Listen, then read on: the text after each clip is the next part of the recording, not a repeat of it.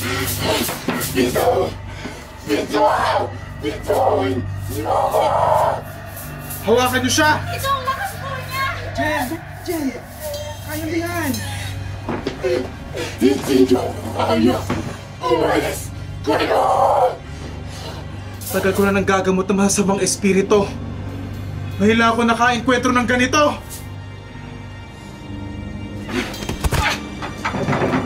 Hindi ako pwedeng pangunahan ng takot. Nasa mga kamay ko ang buhay ng taong ito. Kailangan kong maging maingat.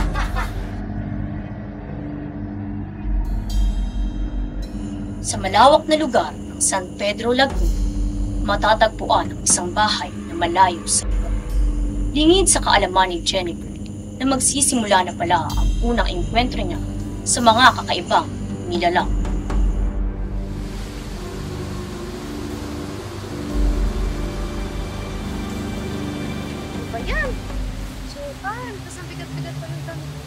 Pagkarating pa lang nila sa bahay ay iba na ang pakiramdam ni Jennifer. Agad naman siyang nilapitan ng kanyang manliligaw na si JB na tila ramdam nito ang takot na namumuo sa kanyang loob. Okay ka lang ba? Okay lang ako. Ano JB, kasi ako nandyan ka. Kasi ako sa tabi kita. Appreciate yung presence mo.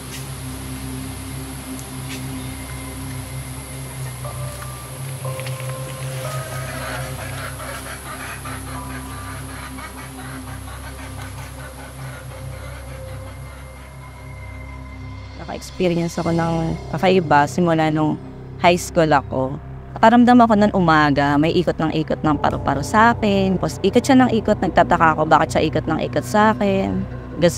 Sabi ko sa kaklase ko noon, masama yung pakiramdam ko, ayoko pumasok. Nag-cut nga ako ng classes noon kasi iba na yung nararamdaman ko. Hoy! Hoy! Jennifer! Ano nangyari sa'yo? Okay ka lang? Mukhang mapapalaban ako sa mga engkante.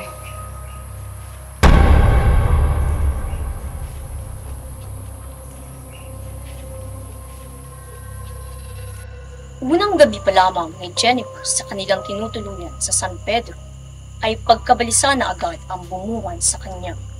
Natulog lang kami doon sa bahay. Walang ilaw, madilim, ganyan. Yung utak ko talaga, mapaglaro siya. Yung parang may nararamdaman ako, ganyan. Hindi ako mapakali. Tingin ako ng tingin sa labas. Sinasabihan pa nga nila, "Uy, matulog ka na," sabi nila sa akin. Tapos hanggang sa nakatulog na sila. Ako, gising pa ako. Nakahiga ako pero gising pa yung diwa. May nararamdaman akong mata, nakatingin siya sa akin.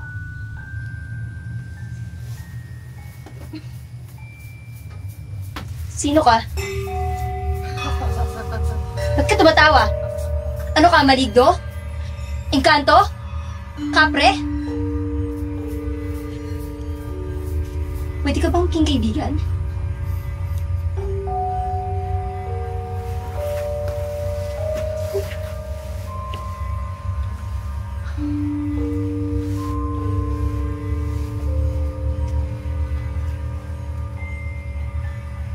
Ano bang nangyayari sa'yo? Ba't hindi ka natutulog? Hindi mo ba naririnig yun? Ang alin? Wala naman ah. Narinig ako kanina. May nakatingin sa akin. Guni-guni mo lang yan. Matulog na tayo.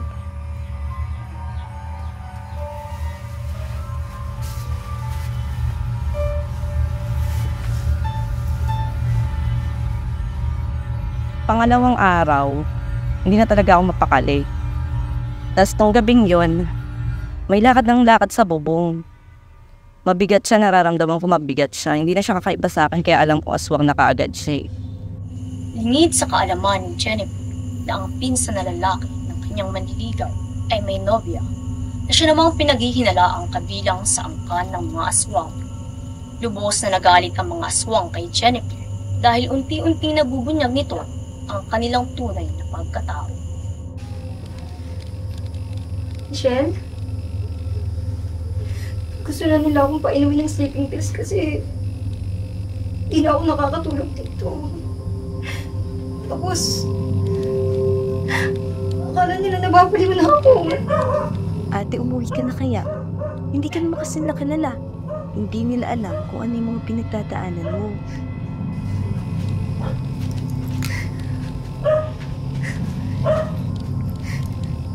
Totoo ba?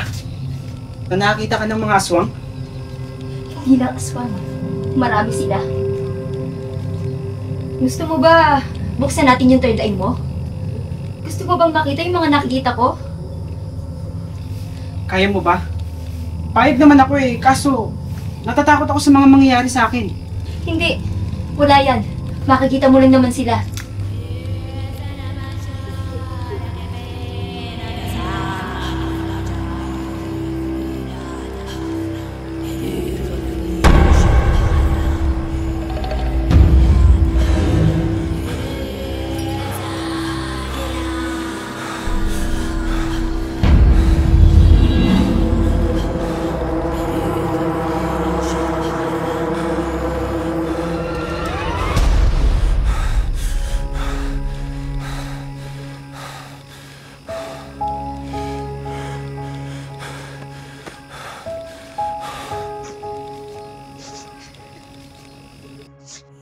Sa pagkakaroon ng taong nakakaunawa at masasandalan, mas nagkaroon ng tapang si Jennifer na kalabanin ang mga elementong gumagambala sa kanya.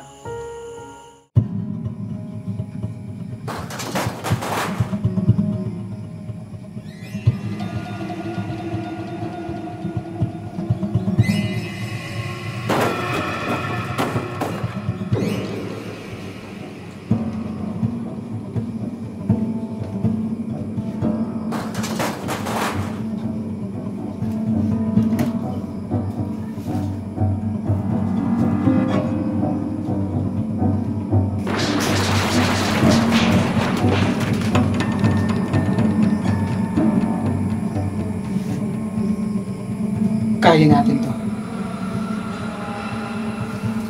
JB, nandito na sila. Kunin mo yung insenso at libro ko.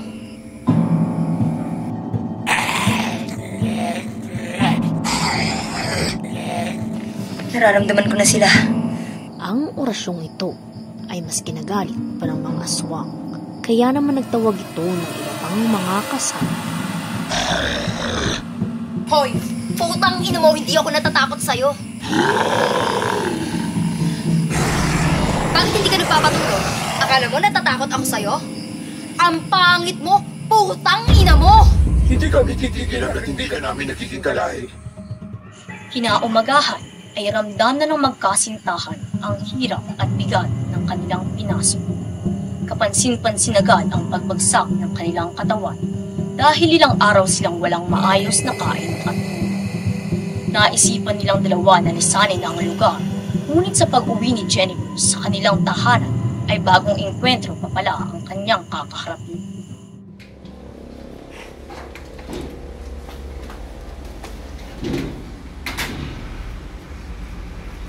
Oh, Jennifer, JB, kayo na pala yan. Ay, mano po. Halika, samahan mo muna ako at dadali niya ang mga gamit mo sa kwarto. Hoy, mga anak, kayo pumasok na muna ng kwarto niyo. Dali at mag-usap kami ng ate mo. Anak, bakit ang payat mo na? Anong nangyari sa'yo?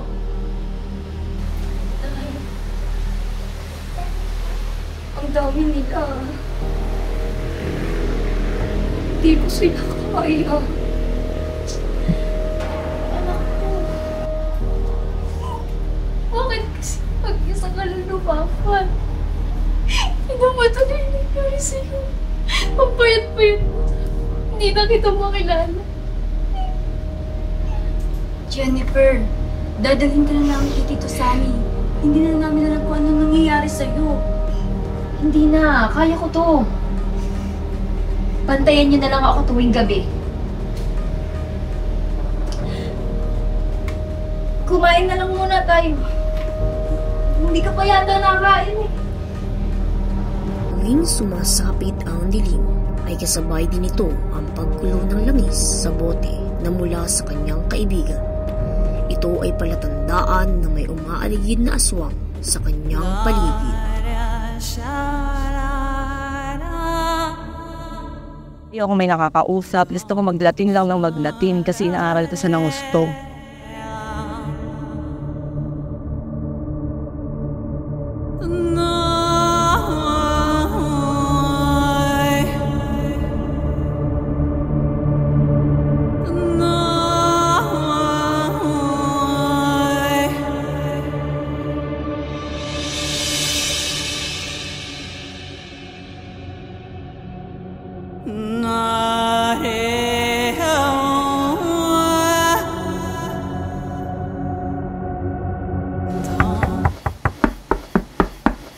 Jen, kakain na.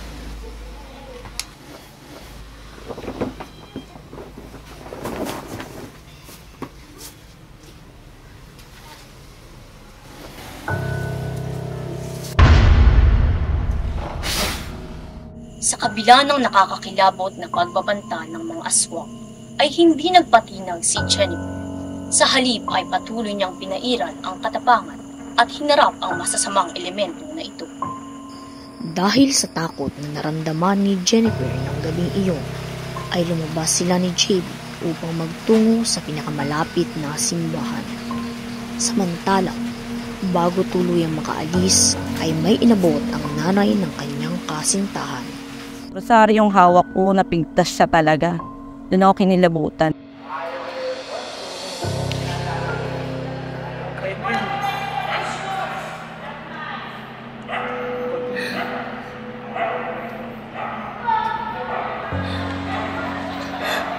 Baby, ang damdam ko na dyan sila. Gagawin nila lang mas mukha. Sana mo.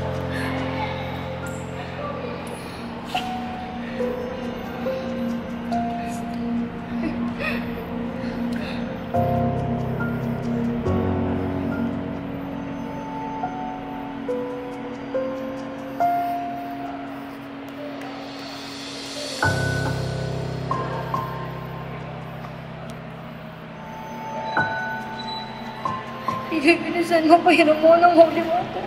Pakiramdam ko na susunod yung mga balat ko.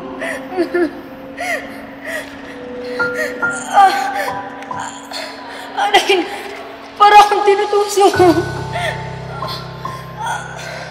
Ayusin mo ako na. Ayoko na.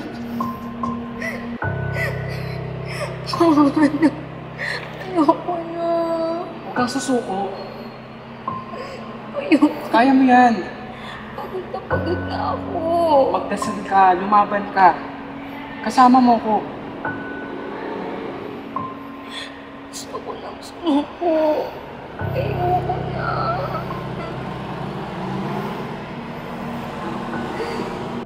Dahil sa mga nangyayari, naisipan na ni Jennifer na magtungo sa iba't ibang manggagamot upang magpatulong sa kanyang madilim na pinagdadaanan.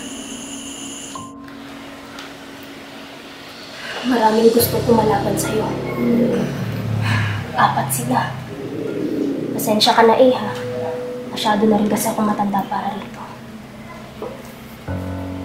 Tingong Rosal, magdasal at magsimba ka.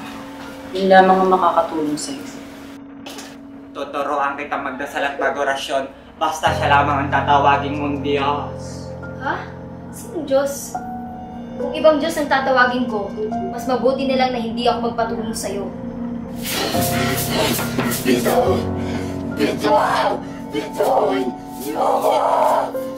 Hawakan niyo siya! Ito ang lakas po niya! Jen! Kaya mo yan!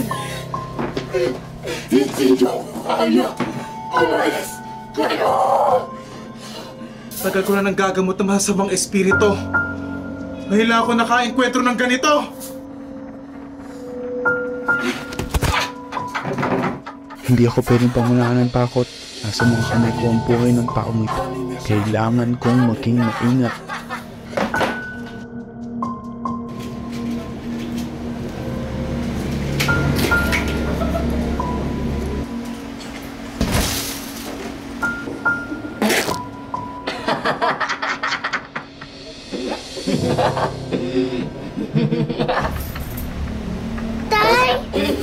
Anak! Lumabas ka rito! Matapos ang matinding gamutan, ay hindi pa rin tinatantanan si Jennifer ng mga aswang. Dito na siya pinayuhan ni Sunny na magpakumbaba at puntahan ang mismong bahay ng mga aswang upang personal na humingi ng tawad.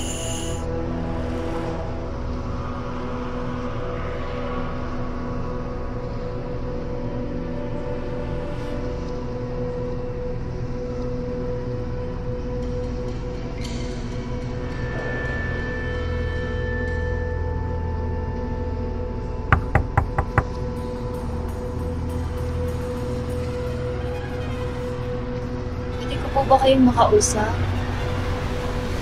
Gusto ko lang humingi ng tawad. Pagod na kasi ako. Pwede ba nating tapusin na to? Ang hina mo pala. Ang lakas-lakas ng loob mo noon. Tapos ngayon, hihingi ka ng tawad? Nakakahiya ka. Sige. Kung gusto mo, magpatayan na lang tayo. Sa kabila ng tapang at kaalaman ni Jennifer, ay unti-unti niyang napagtanto kung ano ang kahahantungan ng buhay niya. Gabi-gabi na lamang siyang hindi pinapatulog ng pagod at kaba. Ganito na lang ba palagi yung buhay ko, Tito? Walang katapos ang pakikipaglaban sa mga aswang?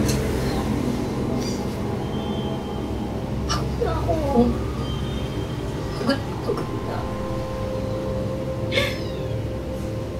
Pasensya ka na ha.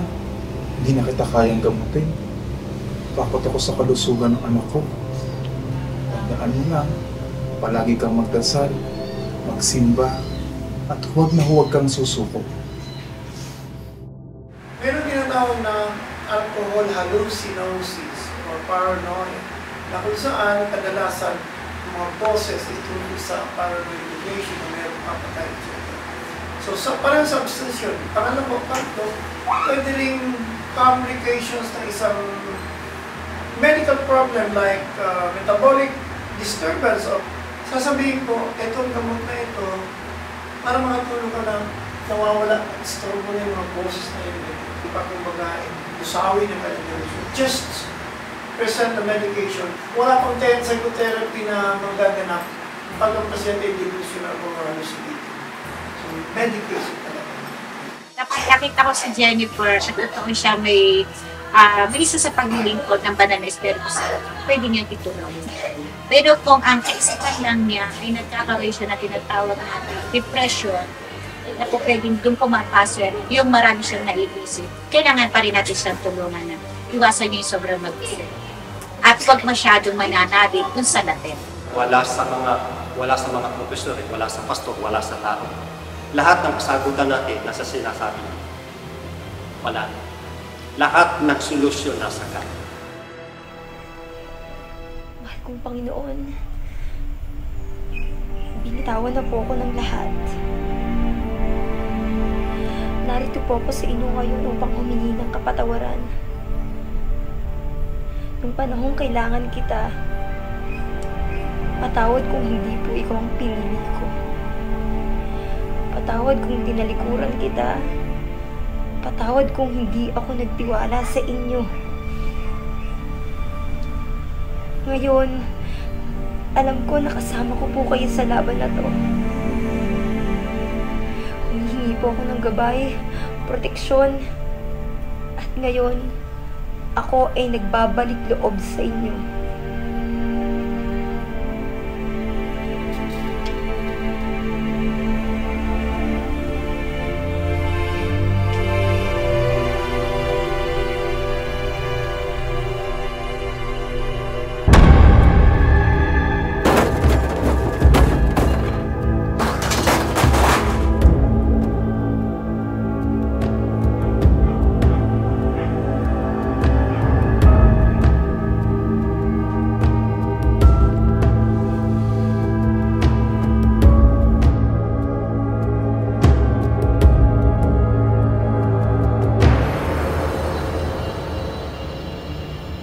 Panginoon ko, mula ngayon, ang aking buhay ay inaalay sa inyo magpakailanman.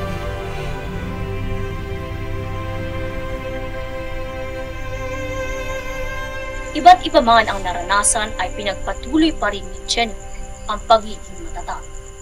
Di kalaunan ay namuhay pa rin siya ng magluwasay sa pamamagitan ng pananampalataya sa Diyos na nagsilbing pinakamabisang solusyon sa kanyang mga engkwentro.